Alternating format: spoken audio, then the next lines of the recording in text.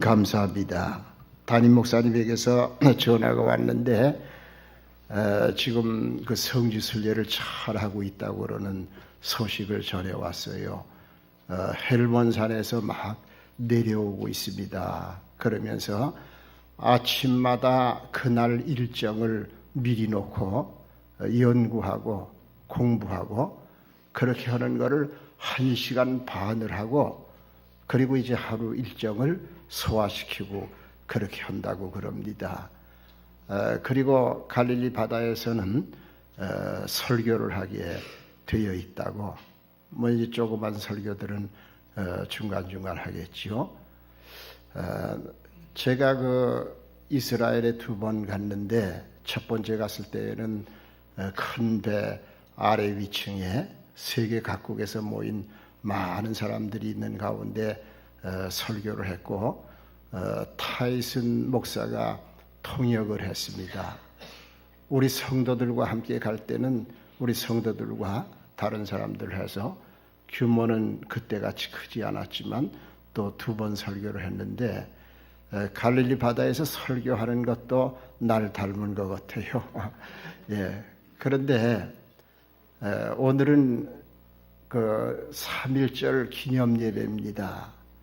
그래서 아무래도 나라와 민족을 위해서 설교해야 될 것 같다.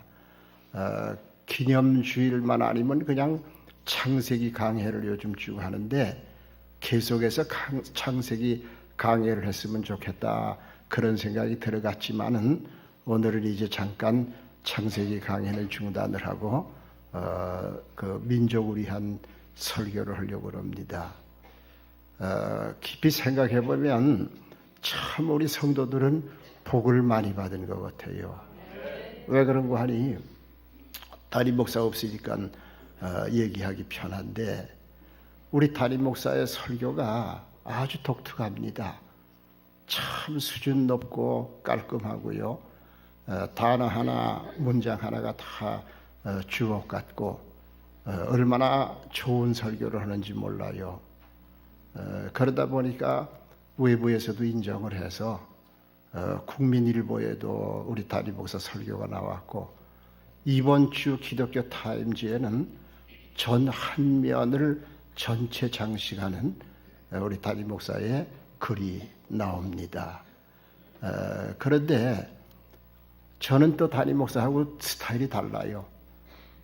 주로 강해를 좋아하는 편이고요. 그래서 저녁에 계속 성경 강해를 많이 합니다. 똑같으면 좋을 것 같아도 큰일 나는 거예요. 똑같으면 발전은 멈춰버리고 맙니다. 이렇게 다른 스타일로 여러분이 주일 낮에 은혜를 받고 또 저녁 시간에는 강해를 통해서 은혜 받고 큰 축복인 줄로 믿으시길 바랍니다. 참 하나님이 아주 갖춰주신 것 같아요. 하여튼 똑같으면 발전 없습니다. 똑같으면 정체돼 버리고 맙니다. 그런데 하나님이 아주 적당히 주셔서 너무 감사한 것 같고요. 3.1 운동은 그 정신을 한마디로 말하면 뭐라고 얘기해야 되느냐 그러면 신앙운동이고 애국운동입니다.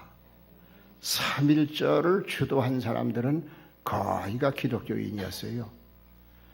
3.1 만세 사건을 위해서 피해를 제일 많이 받은 것도 역시 교회였습니다. 그래서 3.1 운동의 정신이 뭐냐 그렇게 많이 묻는다 그러면 2가지 대답을 간단하게 할 수 있는데 하나는 신앙운동이었습니다. 하나는 애국운동이었습니다. 그렇게 생각할 수가 있어요. 오늘 우리 한국 상황이 엄중한 상황 가운데 있기 때문에 나라와 민족에 대한 설교를 하는 겁니다.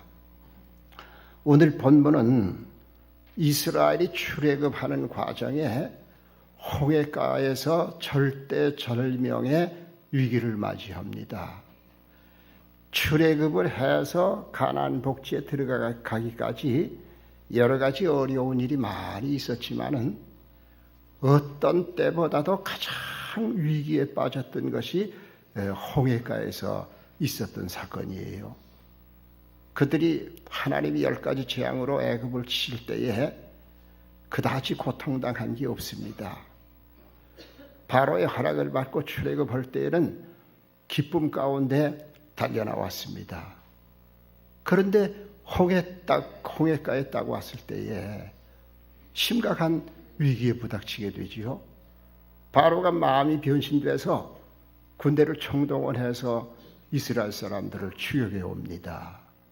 돌아보니까 이스라엘의 애굽의 병거와 엄청난 군대가 그냥 구름대처럼 쫓아오고 있어요. 도망을 해야 되는데 앞에는 홍해가 딱 가로놓여 있습니다. 이스라엘 민족은 이때가 전 출애굽 과정에서 절대 위기였었다, 그런 얘기예요. 앞에는 적병이 있지요. 앞에는 홍해가 있지요. 뒤에는 적병이 쫓아오지요. 이렇게 되면 백성들이 마음이라도 하나가 돼서 살든지 죽든지 똘똘 뭉쳐야 되는데 이스라엘 백성은 위기에 빠지니까 분열이 일어나기 시작을 합니다. 백성 가운데 일부가 뭐라고 소리 지르는 거 하니 모세를 원망해서 말하기를 차라리 애굽의 노예로 있는 건 내버려 두지 왜 우리를 여기까지 끌고 와서 광야에서 애굽 적벽에게 죽게 하느냐. 그리고 모세를 원망하는 사람들이 적지 않게 생기게 됐어요. 참 이스라엘 민족은 이럴 수도 저럴 수도 없이 정말 아무리 생각을 해봐도 100% 죽을 수밖에 없는 절대절명 위기에 빠졌다, 그런 얘기입니다. 그런데 우리 한국 상황이 어떠냐? 한국 상황이 홍해가에서 절대절명 가운데 있던 이스라엘과 성격상 같다, 그렇게 생각이 되어집니다.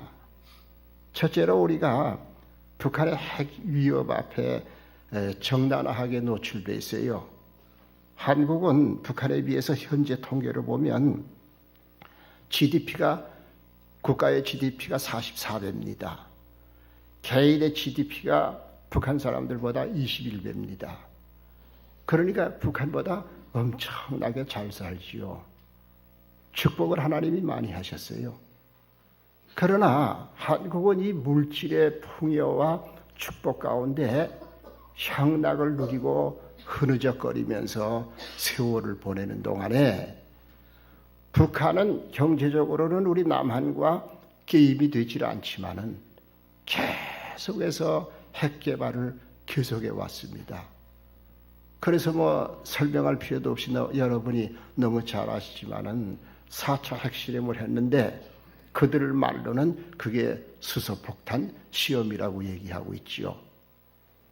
그리고 핵실험 이후에 또 미사일을 날렸는데 그 미사일은 사정거리가 얼마나 되는가 하니 12,000km 정도 됩니다. 12,000km 내지 13,000km. 그러면 어디까지 날아가서 공격할 수 있느냐 그러면 미국 본토 전역을 날아가서 공격할 수 있는 그런 미사일을 성공적으로 날렸어요. 이제 북한이 핵개발 문제에 있어서 남은 과제가 2가지가 있는데 하나는 뭐냐 그러면 미사일에 얹어서 멀리 날려보낼 수 있도록 핵탄두를 500km 이하로 소형화시키는 겁니다. 그게 북한의 핵개발에 남은 과제로 아직도 남아있다고 보는 거고요.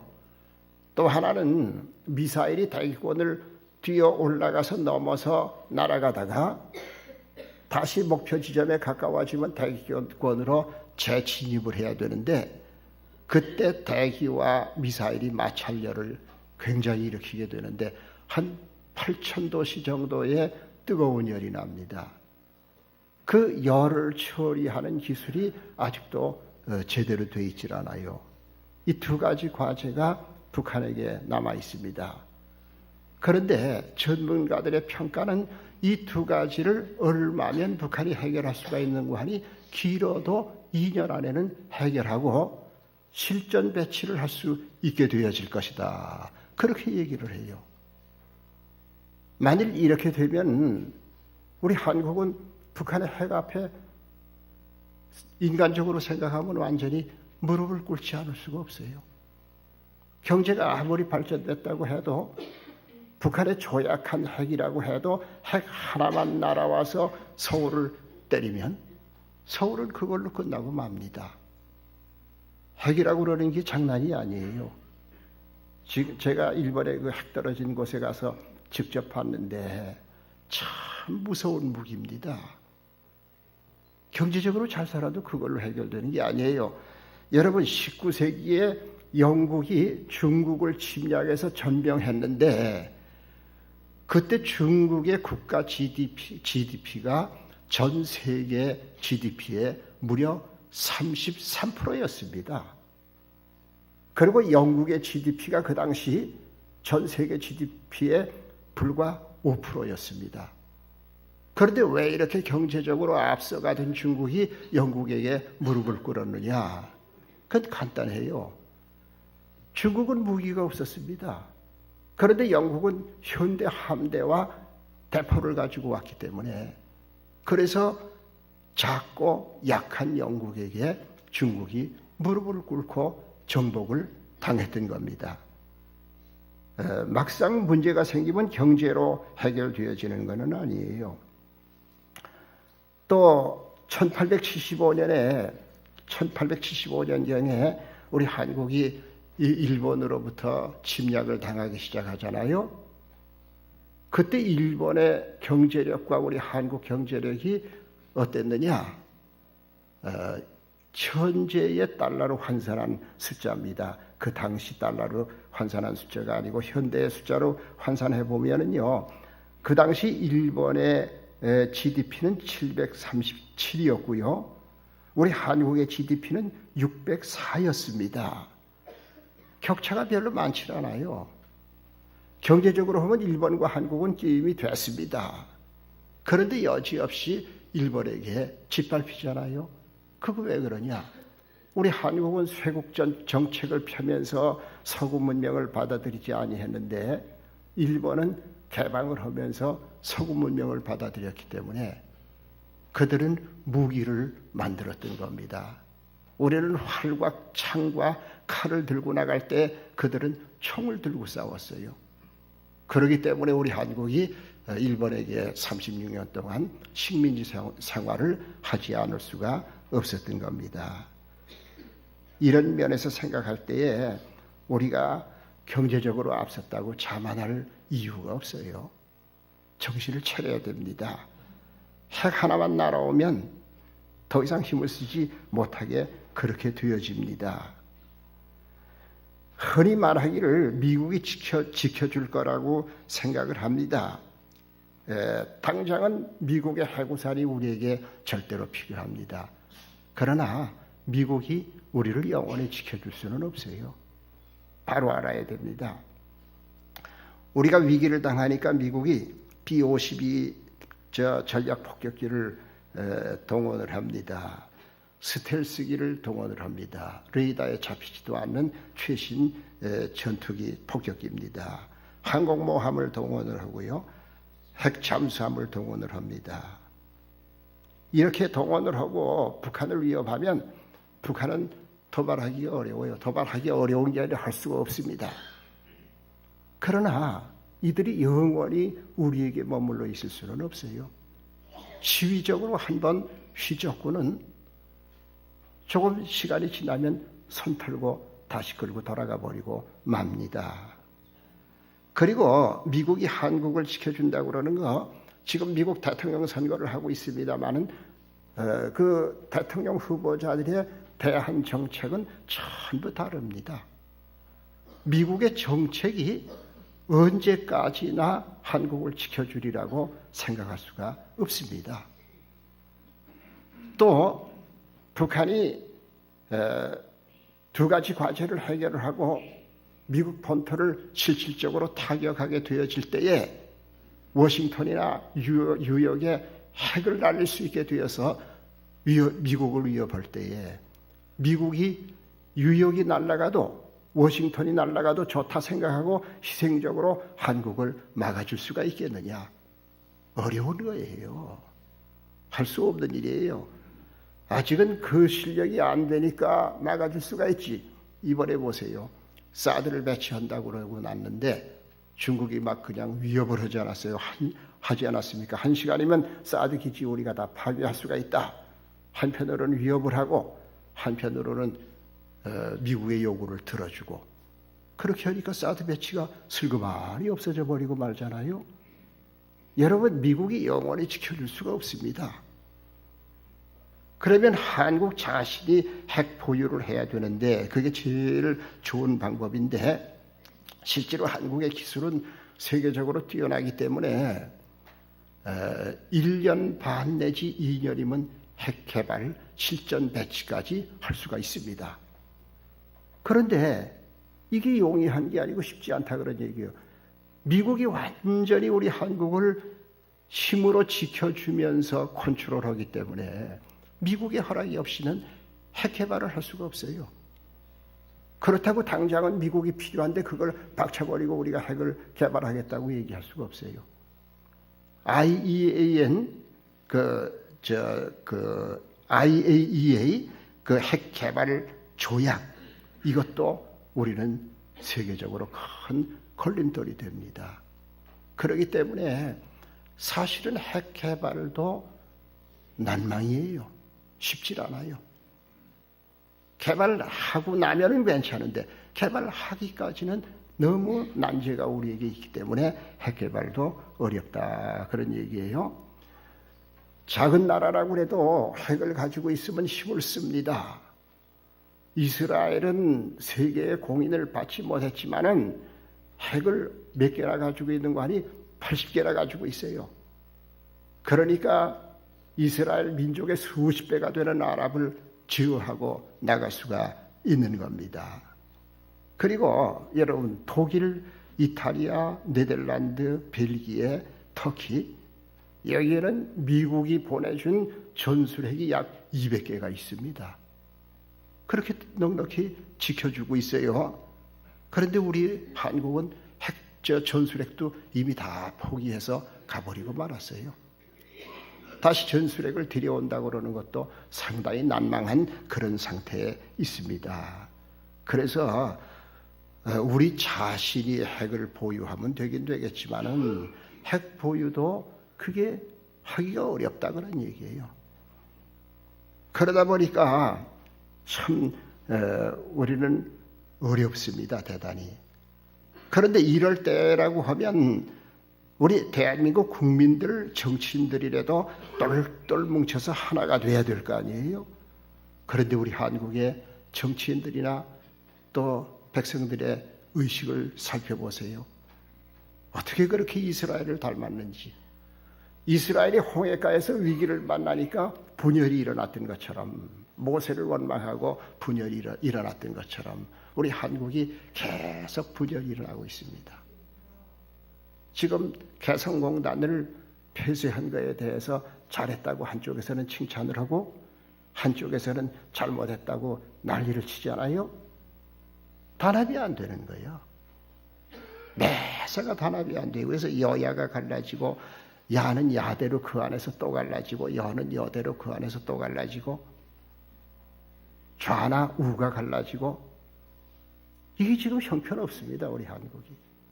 얼마나 형편없는 거 하니, 여러분, 경제발전의 법을 하나 국회가 통과를 시킵니까? 테러 방지법을 하나 통과를 시킵니까? 이건 다 어느 나라보다도 우린 필요한 것들이에요.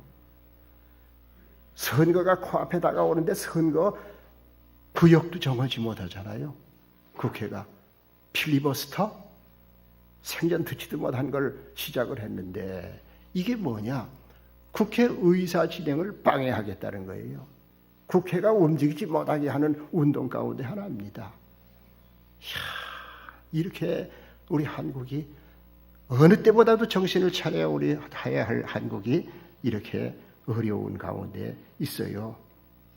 그래서 뭘 우리는 떠올리게 되는 거 아니야. 우리 한국이 편안하다, 안전하다 알지 못하고 그러고 앉아있지만은 사실은 풍전등화와 같은 상태에 있다. 이걸 백성이 알아야 되는데, 이걸 국민이 알아야 되는데, 이걸 정치인들이 알아야 되는데 아직도 아무것도 모르고 난리들을 치고 앉아있다 그런 얘기예요. 어려운 때인데도 불구하고 이스라엘 민족이 위기를 당했을 때와 우리 한국이 당하는 위기가 너무 비슷합니다. 그런데 조금 요즘 다행한 게 하나 있는 거는요, 한국이 과감하게 개성공단을 폐쇄해버렸어요. 나는 그거 참 잘했다고 생각을 합니다. 그리고 이 개성공단을 한국이 폐쇄하고 선도적으로 나가니까 미국도 더 힘을 얻어가지고 미국 자체에서 북한 고립정책을 수행을 하기 시작을 했고, 유엔이 거기 강력한 제재안을 내게 됐고, 이런 기류가 흐르니까 중국도 버팅기다가 할 수 없이 지금 어느 정도 돌아서서 북한 제재 운동에 동참을 하게 되었습니다. 참 잘 된 거예요. 이런 것마저도 없다고 그러면 참 곤란한데 이런 게 돼 있습니다. 그런데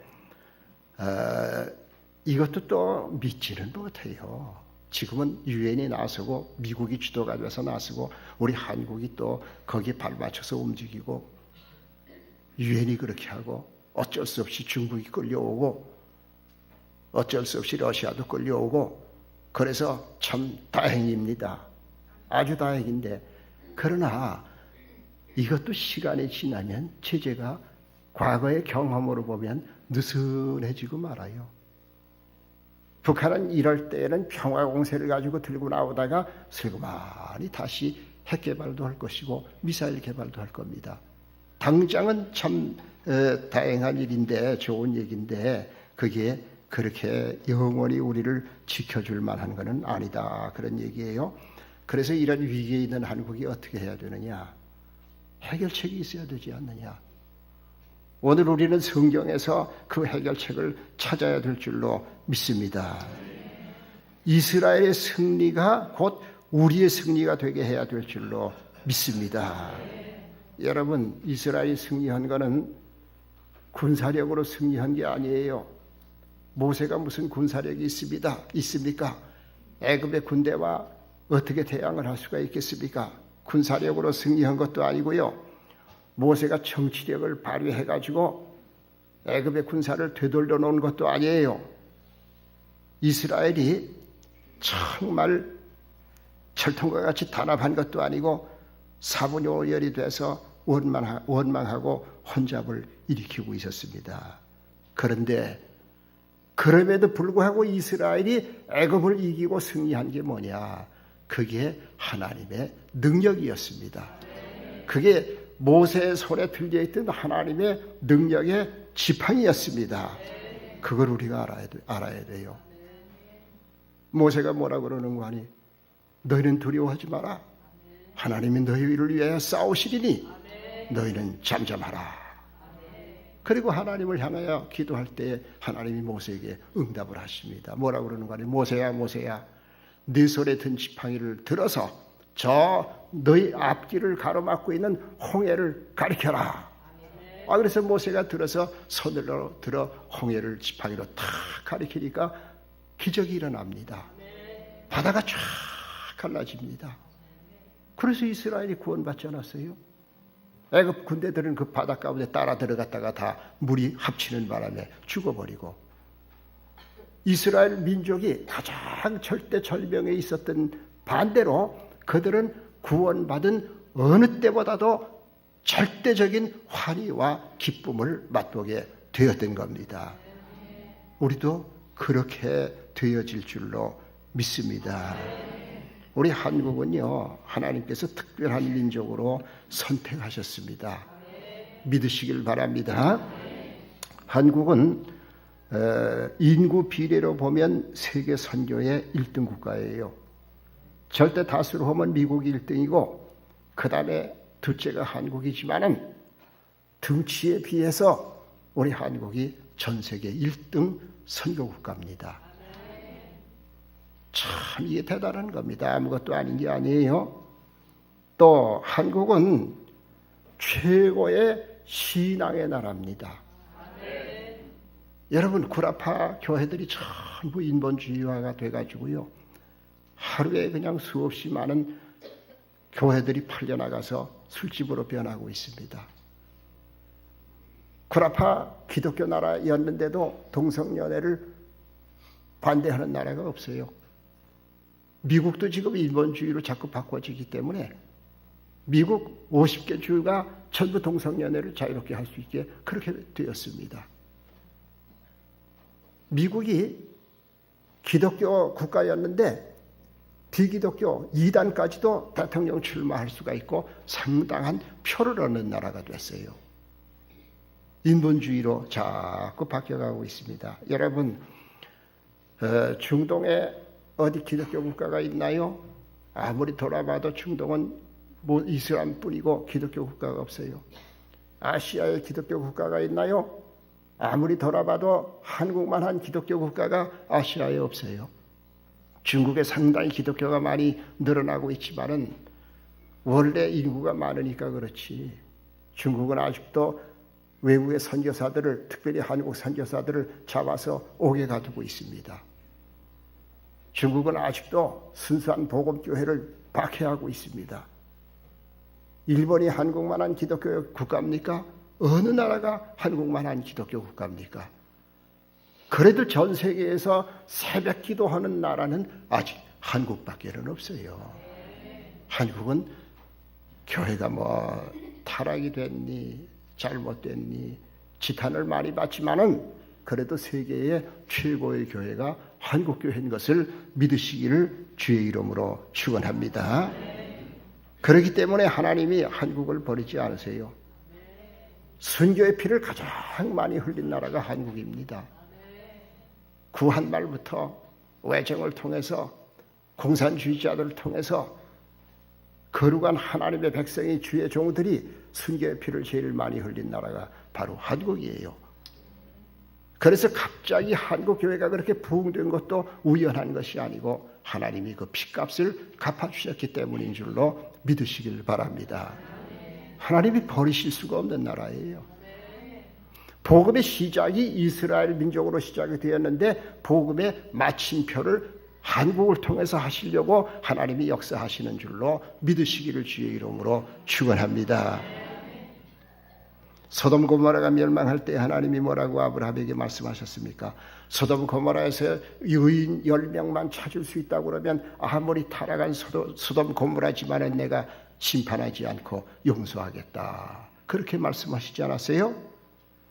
예루살렘이 바벨론의 침략을 받아 망하게 되었을 때에 예레미야 5장 1절에 보면 뭐라고 기록을 했는가 하니 예루살렘 거리에서 의인 한 사람을 찾으면 내가 너희를 구원해 주리라. 이스라엘 민족 가운데 의인 한 사람만, 정말 하나님의 마음에 쏙 드는 의인 한 사람만 찾아도 하나님이 바벨론에 넘겨주지 않으시겠다고 말씀을 하셨어요. 그런데 우리 한국에는요, 잘못된 사람도 너무 많지만은 목사가 너무 못된 짓을 해서 복음의 문을 막은 일이 최근에 또 있었지만은 그래도 한국은 참 훌륭한 주의 종들이 많이 있고 훌륭한 성도들이 아직도 많이 있습니다. 하나님이 버리실 수가 없는 나라가 한국인 줄로 믿으시기를 바랍니다. 그래서 한국은 망하지 않습니다. 하나님이 절대절명의 위기 가운데 있는 것은 사실이지만은 이스라엘을 그런 가운데서 건져주신 것처럼 한국을 반드시 건져주실 줄로 믿습니다. 한국 통일도 홍해 사건과 똑같이 이루어질 것으로 저는 믿습니다. 한국의 군사력을 가지고 때려 부셔서 한국이 승리하지 않는다고 봅니다. 한국의 정치가 훌륭해서 정치력으로 모든 걸 해결할 수 있다고 생각하지 않습니다. 한국의 경제가 한국을 지켜준다고도 생각을 하지 않습니다. 한국이 통합돼서 똘똘 뭉쳐서 한국을 구원한다고도 생각지 않습니다. 그러면 한국은 어떻게 구원을 받느냐? 이스라엘 민족이 홍해에서 그랬던 것처럼 오직 하나님의 능력으로 통일되어질 줄로 믿습니다. 역대하 20장 15절에 두려워하거나 놀라지 말라. 이 전쟁이 너희에게 속한 것이 아니요 하나님께 속한 것이니라. 할렐루야. 전쟁은 하나님께 속해 있어요. 군대의 힘으로 좌우하는 것 같아도 아닙니다. 군대의 힘을 무시하는 게 아니라 군대의 힘을 초월한 하나님의 힘으로 해결되어지는 것인 줄로 믿으시길 바랍니다. 이렇게 전쟁이 너희에게 속한 것이 아니고 하나님께 속한 것이라고 말씀하시던 하나님이 여호사밧 왕을 강하게 붙들어 주시면서 그 당시에 엄청난 모압과 암몬과 세일의 연합군이 쳐들어왔는데 이스라엘 민족은 속수무책인데 하나님이 함께 하시니까 칼을 휘두른 것이 아니고 창을 던진 것이 아니고 성가대 꾸며가지고 나가서 찬송 불렀더니 적이 완전히 무너지고 말았잖아요. 이스라엘의 대승리를 거두게 했지 않습니까? 사데립이 예루살렘을 포위하고 죽어가게 되어질 때에 하나님이 이사야 선지자를 통해서 말씀하시기를 저들이 저렇게 포기하고 위협을 하지만은 화살 하나도 예루살렘 성을 향하여 날리지 못하고 물러가리라. 그 말씀대로 됐잖아요. 그래서 하나님께서 각성하라고 국지적으로는 우리가 도발을 당하고 혹시 할는지 몰라도 원자탄 맞고 망하게 내버려 두지 아니하시는 줄로 저는 확실히 믿습니다. 한국의 통일 홍해의 역사처럼 이루어 주실 겁니다. 군사력도 아니고 경제력도 아니고 정치력도 아니고 오직 하나님의 능력으로 기적적으로 되어질 줄로 믿습니다. 여러분 참으로 하나님은 살아계십니다. 그렇다고 뭐 군대의 힘을 쓰지 말라는 얘기 아니에요. 무기 만들지 말라는 얘기 아니에요. 정치에서 미국 끌어들이고 중국을 다투거리지 말라는 얘기가 아니에요. 인간이 해야 할 것은 해야 되지만은 그러나 근본적으로는 하나님의 능력이 역사할 때 모든 것이 해결되어진다는 말씀인 줄로 믿으시길 바랍니다. 북한의 모든 것이 모세의 능력의 지팡이의 대상이 되어집니다.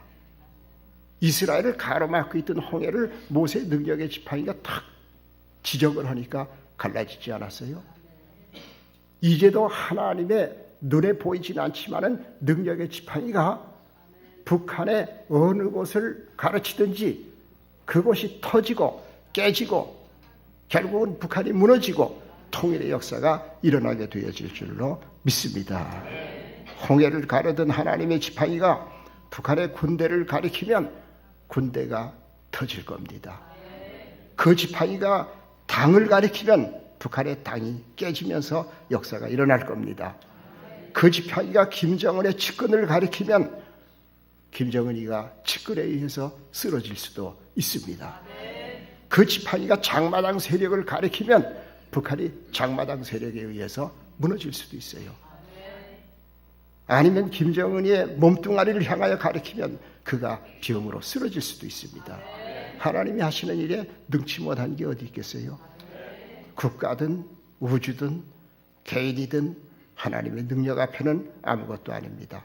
하나님의 능력의 지팡이가 가는 곳마다 어디든지 터지고 무너지고 하나님의 놀라운 역사와 승리가 있게 되어질 줄로 믿습니다. 지금 미국 안보리에서 고강도 제재 결정을 하는 것도요. 다 사람이 하긴 하는 거지만은 배후에 하나님이 역사하고 계시는 거예요. 그렇게 해서 눌러놔야 될 필요가 있을 때에 하나님이 하시는 겁니다. 하나님을 떠나서 역사가 진행되어지는 법은 없습니다. 그래서 남북 문제 하나님이 역사해 주실 줄로 믿습니다. 그런 거로 모세가 뭐라고 그랬는 거 아니에요? 두려워하지 마라. 여러분 두려워하지 마시길 바랍니다. 걱정하지 마세요. 믿음이 없는 사람, 하나님 없는 사람은 두려워할 수가 있겠지만은 사람보다 크고 국가보다 크고 군대보다 크고 온 우주보다 크신 하나님을 믿고 사는 우리들은 이스라엘 민족이 절대 위기에 빠졌을 때에 두려워하지 말라고 하신 그 말씀 그대로 두려워하지 마시기를 바랍니다. 괜찮아요? 두려워하지 마세요. 하나님이 우리와 함께 하시기 때문입니다. 이미 하나님이 북한을 향해서는 떠나셨지만은 우리를 붙들고 계시기 때문에 두려워하지 마시기를 주의 이름으로 축원합니다. 그리고 믿고 기도해야 돼요. 믿고 기도하면 하나님이 역사할 겁니다. 사람이 해야 할 걸 하지 말라는 얘기가 아니에요. 국가가 해야 할 걸 하지 말라는 얘기가 아니에요. 할 걸 하지만은 여러분 하나님을 믿고 기도하면 하나님이 일어나셔서 역사하실 줄로 믿습니다. 바벨론 포로가 70년 만에 귀환을 했어요. 우리 한국 분단 70년이 이제 작년에 지났습니다. 이제는 통일의 때가 다 됐습니다. 저는 그렇게 믿습니다. 누가 비관적으로 볼지라도 한국 통일은 멀지 않다. 절대로 저 세력은 계속갈 수가 없다. 오래 갈 수도 없다. 면밀히 분석하면, 지혜롭게 분석하면 인간의 분석으로 봐도 오래 갈 수가 없어요. 반드시 승리하는 날이 다가올 줄로 믿습니다. 우리는 원망하지 말고 비평하지 말고 갈라지지 말고 정말 잠잠하여 두려워하지 말고 하나님이 우리를 위하여 싸우시는 것을 보는 우리들이 되어야 될 줄로 믿습니다. 이스라엘을 통해서 감격의 환희를 주셨던 하나님, 정말 홍해를 건너고 너무너무 감격해서 춤추며 노래 부르며 하나님을 찬양했던 것처럼 하나님이 우리 한국을 통일시켜주는 그날이 가까이 오게 될 때에 우리 한국이 그렇게 하나님께 영광을 돌리게 되어질 줄로 믿습니다. 그래서 제가 손과 마음 선교에도 계속 하는 거예요. 힘들고 어려울 때가 있어요. 돈이 모자라서 어려울 때도 있고요. 당장 죽어가는 사람 끄집어내야 되는데 삐걱해가지고 다시 끌려가는 것도 있고요. 그래도 이걸 믿기 때문에 하나님이 역사할 걸 믿기 때문에 분명히 한국을 통일시켜 주시고 영광의 찬송을 부르는 날을 주실 것을 믿기 때문에 그래서 이 일을 하고 있는 겁니다. 여러분들도 믿으시길 바랍니다. 하나님은 살아계십니다. 이 나라를 버리지 않으십니다. 믿는 이들을 그 기도를 외면하지 않으시는 하나님이신 줄로 믿으시길 바랍니다. 3.1운동이 신앙운동이고 3.1운동이 애국운동이에요. 오늘 3.1절 기념예배를 맞이해서 여러분들은 정말 신앙운동의 선봉이 되시고 애국운동의 선봉이 되시는 여러분이 다 되어지시기를 주님의 이름으로 축원합니다.